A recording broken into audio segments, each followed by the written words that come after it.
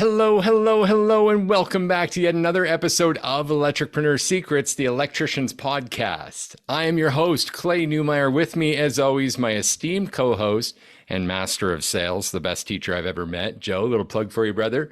Joseph Lucani. We are the Electripreneurs, just a couple of master electricians with business addictions here and ready to serve. Who? Serve you. Because if you're listening to this, you might be a service electrician out there looking for a little bit of help to master your sales, simplify your pricing, and deliver premium level service.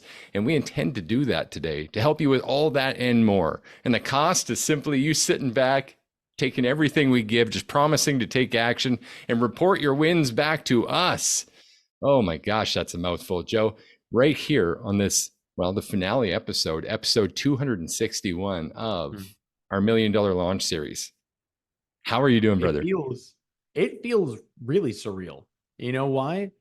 Because I doubled down, and actually it was something about my post today that actually ties in with this. And it was, if you could go back to year one, day one in your new business, what would you tell yourself? And it's so funny how we're saying it at the finale conclusion of our what would we do in a year $1 million launch? What would you tell yourself? Well, that's actually the interesting part. I saw so many different variations of like, invest in your marketing, learn this, learn that. I actually have a slightly different approach in that I believe that if I were to go back and talk to 22-year-old Joe, we would not be relatable. And the reason being is that I was a completely different person at 22 than I am at 33. And it wouldn't have been business advice. It would have been at the end of this struggle, if you put in your time and you do the best decisions that you feel are right for both you and the customer, at the end of this, you will find the happiness you're chasing. I love that, man. That's a really good insight though, too. And I love the levels you went into on that, because honestly, I would agree. I wouldn't be ready at that age of myself either to take the advice that I would have for some of the advanced electripreneurs that we speak to today. There's no possible way. And there's also nothing wrong with that, is there? No, that's okay. I mean, we're not always primed to receive information. Sometimes, Clay, have you experienced it in your life before where someone gave you good advice, you look back at it and be like, yeah, I probably should have done that. But when you look back at the moment, you're like, piss off, man. Like, I'm not going to listen to you. Absolutely. I mean, that's in part, honestly, man, what you're saying is in part why we do this in this way. Exactly. Some people say, what's in it for you? Why do you give so much away?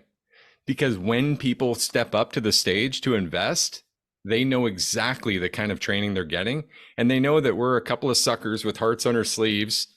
Hey, every once in a while, we're going to dip into the emotional stuff. Every once in a while, we're going to touch on some spiritual stuff. And that's just us. We're not like all tradespeople. We don't claim to be and never will be. So in some ways, it's also helping disqualify so that no one comes to our table looking for something that just isn't here.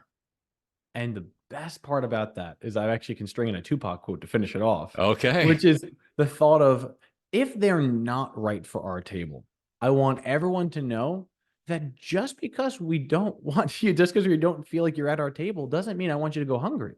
It just means that this isn't the right table for you. I hope you succeed in every endeavor you use. It's just our table is for our people. Nice touch, man. Nice touch. My post kind of ties in with my post today ties in with our $1 million in the finale as well. But I went a bit of a different angle. I was thinking forward here, but really around this idea of like, I think one of the biggest challenges of everything we talked about in that $1 Million Launch Series really is growth and scale beyond what we talked about. Because it requires some different skill sets and it requires some additional intestinal fortitude. And everyone can agree the biggest actual challenge that's happening right now in skilled trades is finding more seasoned skilled trades. Right. And we address this in our own unique way by starting with getting the biggest levers under our mitts and the smallest levers delegated to like a CSR, an office manager. That stuff is so important. In fact, being that I just trickled into that by accident, I mean, I literally stumbled into this. There was no plan, but we had the most incredible testimonial from one of our clients today in class, Juliet. You guys remember Dorian had his interview with us, right? And they're listening right now. And I'm sure Juliet's glowing getting blushy, I'm sure. For like 5 or 6, maybe 7 minutes, she taught our class this morning on organic Hmm. marketing because how much business they've got. And something key that she said was actually that someone came back and told them about their business, described how they serve at the highest level, using their words, described their business to them. And to me, it was like, ring the bell. That's it. To be able to do that in a small business is Hmm. huge. And that's coming from, again, you guessed it, a CSR office manager position who wholly believes in their business, obviously. Hmm. Joe, I'm running out of breath. You got to save me, man. It's all good. Reel him in, Reel gents. me in. I'm going way out. I'm So going big fish here. no, and it's fine. And honestly, what the win I thought you were going to share was how one of our clients ended up getting a $36,000 sale from the experience that they gave their office. Like literally, a customer was talking to us, or a client was talking to us and said, "We just got a $36,000 rewire." But the why was the big factor. It was that they actually got a quote that was 26,000. It was $10,000 less, but they declined it because they said that the office experience was so turnkey and just so like welcoming and friendly and confident, and they felt the whole process was going to be handled. They're like, we want that experience across the board, and we're willing to pay more for it. 100%. And before, during, and after, right? Yeah. If the process is well laid out, I mean, that's round the clock care. Not that we're going to be on the phone with them all the time, but every bit of their experience will still be tied to that office person. And if Hmm. I was batting 1,000%, really looking to play in the big leagues here, I would make sure that that person is the person they experienced on their next call as well. Oh my gosh. Yeah. Like that, the continuity between that is a huge advantage, right? Also, I mean, that was something that was sort of addressed in a situation like that, especially if you've got multiple people in the office at that stage. Like, how important is it to come back and address that person in front of everyone, even give Oh some yeah. reward to that? Maybe dinner for everyone. Like, everyone wins. When you win, we all win. When you win, we Yeah. all win. When you win, we all win. I just love that, man. Yeah. I really think that's something that has to happen. And, they did say that they celebrated that team player and that everyone was aware about it. But, like, literally break out the fireworks because that's the ultimate win. We're not trying to teach you sales lines and scripted things that you're just supposed to throw at your client. We're trying to teach genuine, authentic, emotional connection that you can convince and ensure your clients that you're serving before, during, and after with true white glove experience. Hmm. And the fact that it was delivered and then resulted in a sale of that magnitude with that much gap between the next customer shows, or within the next competitor, shows that there is some serious tangible benefit to this stuff. And Yeah. that it's not all just a smiling voice in the background. Your CSR just made you $10,000 more. Incredible. Huge Hmm. win. And that's the beginning, right? It's just the Hmm. beginning. And that really brings our full point around. And I'm going to tie this all together now because I never really finished with my post and what it was about My today. But bad. it's all so important too, the next mountain. And why we call this really seeking the next mountain to climb is because Hmm. that's life. Life is about the movement, it's about the activity. It's about this present time and the steps we're taking. And it always is and always will be. We can reflect on the past and we can project into the future, but we can't live there. We can Hmm. only live in now. And when we get to the top of a mountain, like our $1 million launch, let's say we did hit it like Dan did. Let's say we hit 1.1 million in our first year, like we intended to, or at least strategized to. Hmm. How long would you say we sit there, Joe, and look around and just acknowledge and celebrate? I mean, I would acknowledge and celebrate that for a good while, but the thing is that I can't linger there. Mm, Like the real thing that comes down to it is when you linger in your successes, you can often be blinded to the next mountain.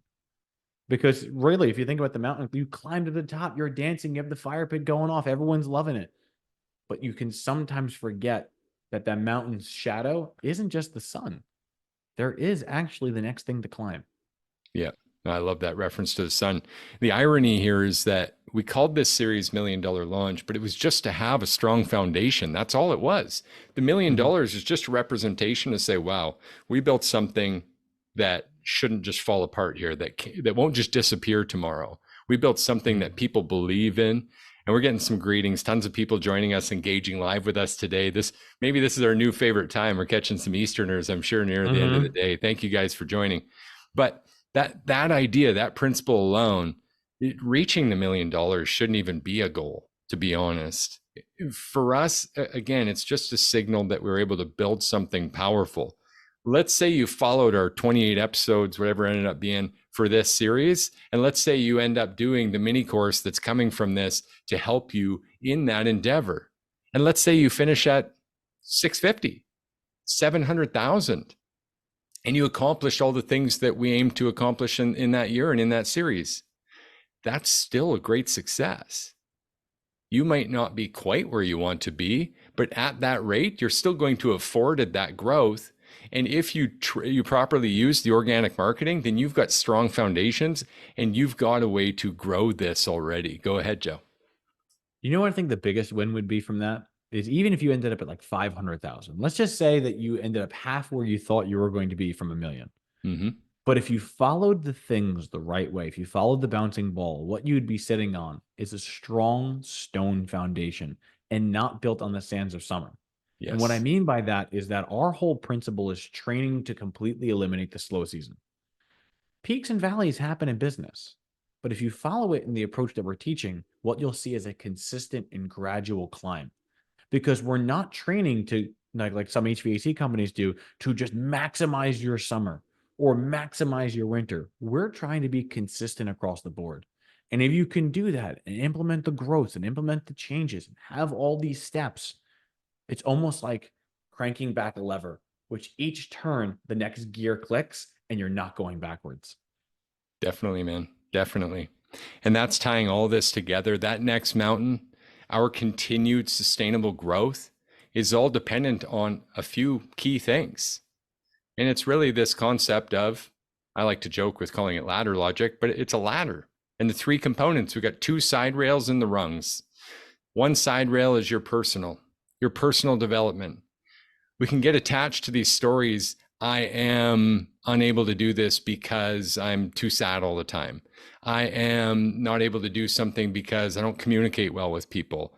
I am not good at small talk. All these negative I ams can really hold us back. And it's like having no side rail on this ladder.